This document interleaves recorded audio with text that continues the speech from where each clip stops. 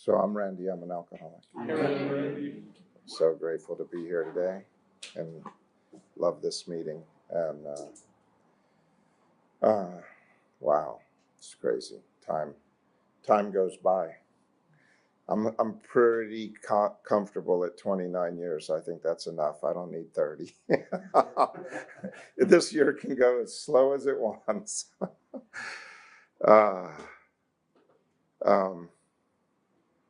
So I'm an alcoholic and I have alcoholism, and that's why I'm here today. I'm 29 years sober. I still have alcoholism. I still wake up with me every day. I wake up with me. My sponsor, Ted, used to say, every night he'd go to bed and he'd take his thick glasses. He had the thickest glasses you ever saw. He'd take them off every night and he'd lay them by the bed. And he'd wake up in the morning, and every morning he had to put those glasses back on if he wanted to see. His eyes didn't get better in time. It didn't get better because he didn't drink one day at a time. It didn't get better because another day had passed. He had an eye disease, and that's the way it was. And every day he had to put those glasses on if he didn't want to bump into stuff. And I have alcoholism. Every day I wake up, it's me. Randy's there. He's waiting for me. He's like, oh, great, you're up? Okay, let me tell you what's wrong with your life. I've been waiting all night for this. I'm so glad I have someone to play with now. And it starts all over again every day. Every day is a new opportunity to either be living in principles or dying of alcoholism. Every day. No alcohol. No alcohol necessary to die from alcoholism. And that's the bad news. The good news is that I have the best life I've ever known today. I love my life. And so what happened for me was I didn't know what was wrong with me when I came to AA. I had no idea what was wrong with me. And when I met Ted was the first person who talked about alcoholism as a disease that centered in my mind. And he said that the way that the disease manifests is an unsatisfied mind. An unsatisfied mind. And he said, look at your life. Because I was very miserable when I met him. I was dying.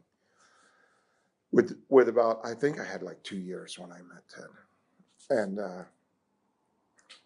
most of you don't know Ted, and you don't even know who I'm talking about. But to me, it's very important because he was my sponsor for 16 years before he passed away. But he said, alcoholism is an unsatisfied mind. And then he said, don't take my word for it, because I could agree or not agree that alcoholism was an unsatisfied mind, but that wouldn't mean anything. He said, don't take my word for it. Look at your life. And I had to look at my life. You know, I was sober. I was 2 years sober. I still was miserable. I didn't like where I lived. I didn't like the car I drove.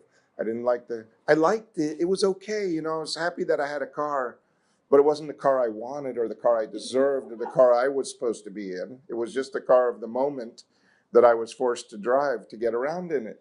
And it wasn't like always, but it was always. You know, every time I pulled up to a light and there was a Porsche 911 anywhere within the vicinity, I would go, oh, look, there's a Porsche. You don't have one. You're a loser. And it was unconscious going on. Always miserable, but unconscious. I didn't know that I needed that Porsche to be okay. I just knew I didn't have one, and that made me not okay. But so this meeting is about having an experience right here, right now. It's about being here in this room. It's not about learning anything. It's not about getting anywhere.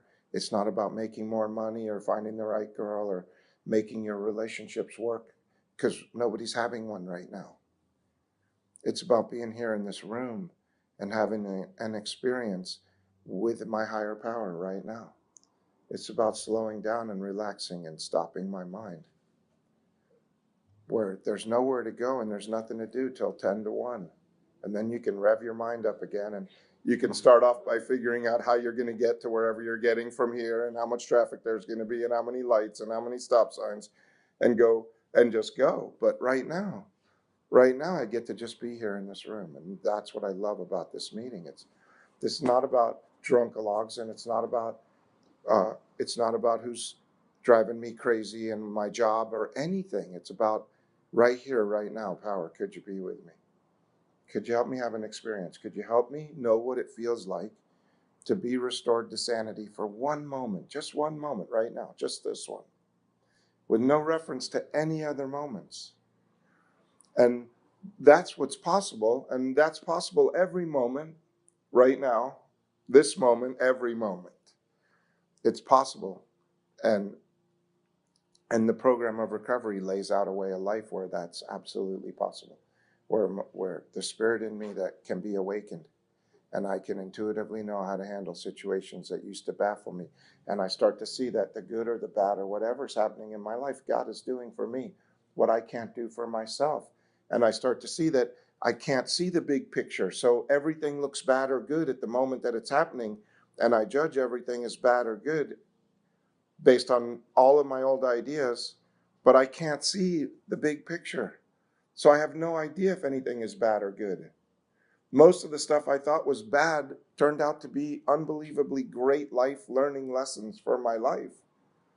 And the stuff that I thought was good disappeared and left me feeling empty and alone and unfulfilled, even though in the moment it seemed so good. And so, but to have this life, I have to know what's wrong with me. Because the first line in how it works is, rarely have we seen a person fail who has thoroughly followed this path. I can't thoroughly follow a path if I don't know why I'm on it. So if I think I'm on the path because I need to stop drinking and then my life's going to get better, I'm screwed because I'm on the wrong path. That's a path to the edge of a cliff that I have to jump off of because I get so miserable not drinking. That's a bad path. But there is a path. There's a path to this spiritual awakening, and that's the path I have to be on. And it has nothing to do with whether I drink or not, or whether I eat too much or not, or whether I gamble too much or not, or whether I have too much sex or not, or whatever it is, or I shop too much, or I'm on my phone too much. There's so much to be addicted to. There's so much.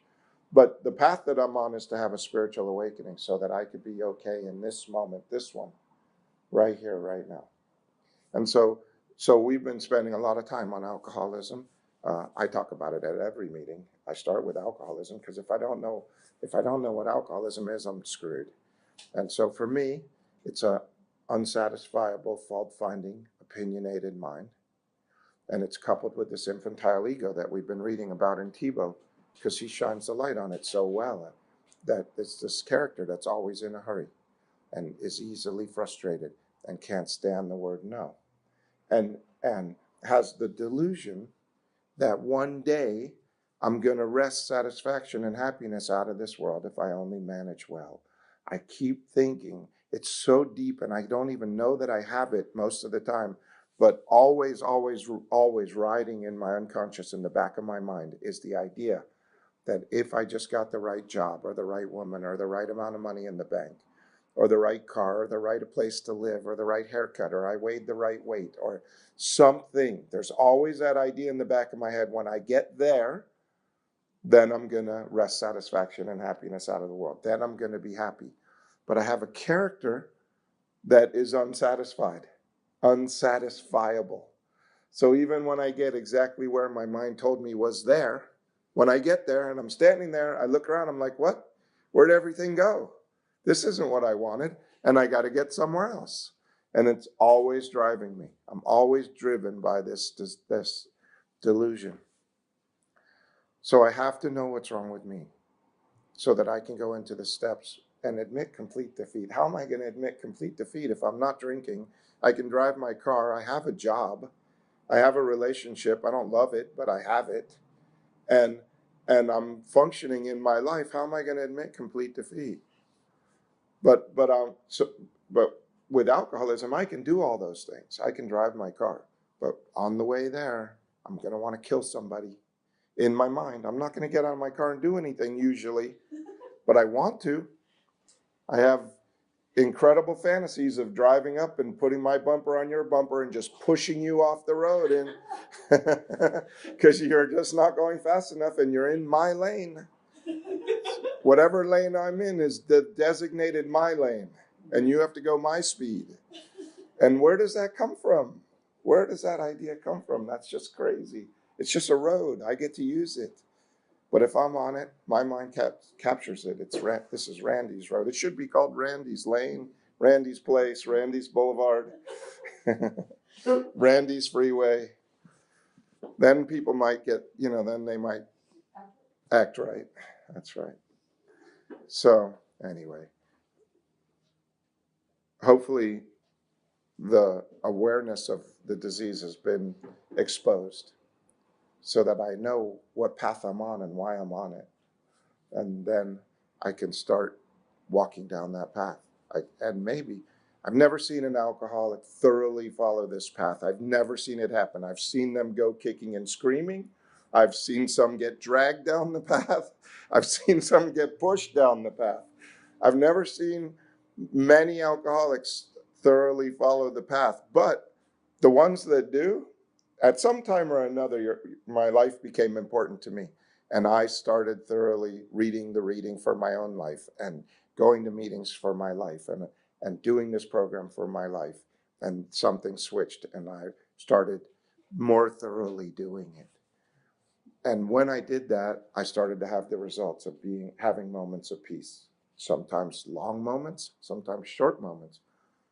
But it doesn't matter because this is the only moment that matters. This is the only one I could get right. This is it. This is the best moment there ever was in this crappy little room on Washington Boulevard. This is as good as it gets. If I'm at peace, because this is where we're going. All I ever want to be is at peace. I think if I have the right money and the right relationship and the right job and the right car and the right house and if I get everything that I think I want right, then my mind will shut up and I'll be at peace. So what I really want is just to be at peace. And the program is a way of life where that is possible right here, right now, in this moment. So I think we're gonna finish Tebow, right? We are going to finish Tebow. Do you hear me? All right. We will finish Tebow.